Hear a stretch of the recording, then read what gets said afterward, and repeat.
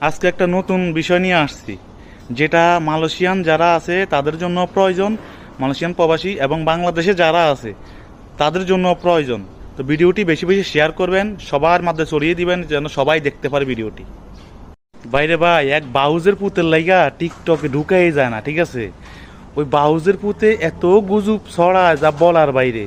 এই যে গতকালকে যে আনোয়ার ইব্রাহিম সাহেব মালয়েশিয়ার প্রধানমন্ত্রী বাংলাদেশে গেছে সফরে, ওই যে কি শুরু করছে, ওই বলতেছে মালয়েশিয়াতে নাকি কোন মেয়ের মানে বিচারের জন্য গেছে বাংলাদেশে, মালয়েশিয়ার কোন মেয়েকে নাকি বাংলাদেশে কি করা হয়েছে ওটা সঠিক বিচার নিয়ে আসবে।